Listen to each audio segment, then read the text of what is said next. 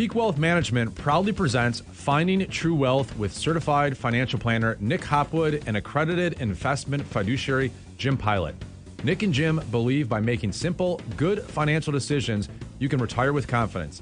And now, let's turn it over to your hosts, Nick and Jim.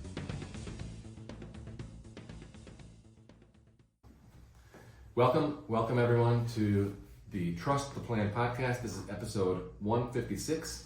We're talking about 401k fees today. By the way, I'm Nick. And I'm Jim. And Michigan is still undefeated.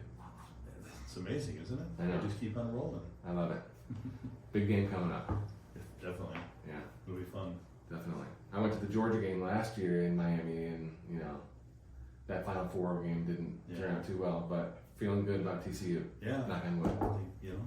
All right, so what's the deal with 401k fees? Yeah, I just came across an interesting article that talked about 401k fees, and it talked about how 41% of 401k participants believe that their 401k is entirely free. And I just thought that was interesting because it's oftentimes we come across clients who want to leave their 401k where it is because it's free, right? And they think that it's less expensive. There's always that fee obstacle for people, but I think I think it was just an interesting thing how misled people are. 401ks, they're supposed to give disclosures, and I'm not saying they don't, but the article said like 45% of people don't know where to find it, don't know how to read it, don't know I what believe to do that. with that information. I'm surprised on the 41% think it's free. Mm-hmm. I would say 41% don't know what they're paying. Yeah. And maybe less think it's free. In my entire career, I think that I've only run into one or two people who thought it was free. Mm-hmm. And I was like, hey Jim, maybe you should roll over your 401k into an IRA and we can help you with it. And he's like, well, I'm not doing that because the company is continuing to pay the fees. Like he thought that they were paying the fees for him. I'm like, well, this is just a Fidelity 401. You don't have an annual advisory fee or maintenance fee or anything like that, but you still own the Fidelity funds and those have fees. And here's where you find them. And he's like, no, the company pays those. I'm like, no, they don't. Right. And he was like, we're going to fight over it. Like, we're arguing. Right. Like, look, this is how it is. And he just wouldn't believe me. Yeah. So guess what? He never moved the money. Yeah. Right? Well, and I think that was kind of the takeaway, right? Is there's two main kinds of fees. There are administrative fees, which is what people see, right? It's what when you see $20 taken out of your account every month or whatever it is, right? And maybe the company does pay those, right? But it's the internal expense of the investments that people don't see that is probably the biggest culprit of making people think their accounts are free. Yeah. And inside a 401k, it's not uncommon to see those be higher than you would expect. Just because it's in a 401k doesn't mean it's a cheap investment. We see a lot of investments, even indexed accounts within a 401k that have expense ratios that are much higher than you can get outside of the 401k.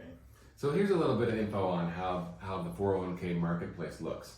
And this is important for small business owners, in my opinion, or if you work in a small business. Because if you work at one of these giant Fortune 500 companies, you have millions and millions of dollars in the plan, maybe hundreds of millions when you think about the biggest companies. And they probably have their 401k with Fidelity or one of the biggest providers. And so because there's so much money in the plan, right, they just have the lineup of Fidelity funds, okay? And that's really the only fee that exists is the Fidelity internal expense ratio of the mutual funds, okay? But if you're at a small business, let's think about our company, right? If you're setting up a brand new 401k and you have just a handful of employees, right, you're starting from scratch, right? There's no money in the plan. So you go to, Fidelity, Ameritrade, John Hancock, Voya, there's a bunch of companies that are big competitive in this industry. And think about it from their point of view. You got this new company with like 5 or 10 employees and there's no money. And you got to open up 10 accounts. You got to administer the program. You got to have the website built. You got to have the relationships with all the mutual funds inside the 401. How much money is that 401k provider going to make? Out of the gate, next to nothing. They're going to lose money for years, Yeah. let's be honest, okay? They're going to lose money for years. So how do they try and recoup some of that,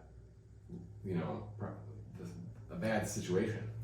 Well, they might have an administrative fee that the employer has to pay. Yeah. We've seen this. They might have a higher expense ratio than if you worked at a big company. This is the reality, folks. Okay, is it a big deal? Well, maybe, right? Maybe. Like you can't have the 401k charging like 2%, right?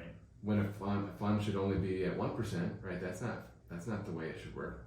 But there are fees inside 401ks. They're not free.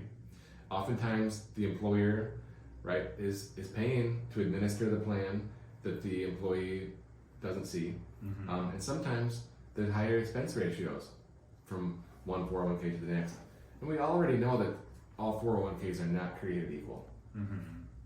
Some of them have very limited investment options. Some of them have higher fees. Some of them only allow pre-tax. Some of them don't have loans. Some don't have hardship withdrawals, right? They're all different, right? Company by company, they're making decisions on how to set these up. But the fees are definitely one of those differing things from one plan to the next. Yeah, fees are always a consideration, but you can't let fees make you do stupid things, right? Do you remember doing a 401k meeting with some people who were hung up on what the internal cost of these mutual funds were because they think they could get them for maybe 0.25% less outside of it. But while they're doing that, they're foregoing a free 3% match on their 401k. I thought it was 4. It might have been. Was it a 4? I couldn't remember for sure. But yeah, they're giving up 4% so they don't spend 0.25%. Let's do the math. All right. So let's say I'm going to put in 10,000. Okay. And let's say I make 100,000. Okay.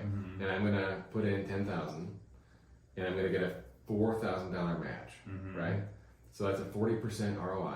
Yeah. If I only put in 4,000, I'm still getting the $4,000 match. So it's 100% ROI. Okay. So let's actually use that example, the 4 and 4. So now I've got $8,000 in the account, right? And let's say the expense ratio is 1%. So that's $80, right? And so if they felt that the fee should be 0.75 instead of 1%, we're talking about $20 of fees.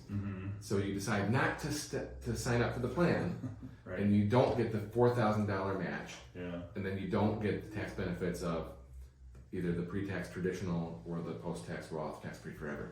Right. So where's the decision process breaking down here? It's fascinating, isn't it? That people will get hung up on those things. This is probably the same person who has $170,000 in electric car loans. If you don't remember that one, go back to episode 154. Highly recommend it. That was a good one. All right, so 401k fees. If you want to learn more about your fees in your 401, you can reach out to us at peakwm.com, and we'd be happy to walk you through it. See you next time. You've been listening to certified financial planner Nick Hopwood and accredited investment fiduciary Jim Pilat on the Finding True Wealth podcast, sponsored by Peak Wealth Management. You can learn more about Peak Wealth Management by visiting peakwm.com or follow on Twitter at nhopwood1.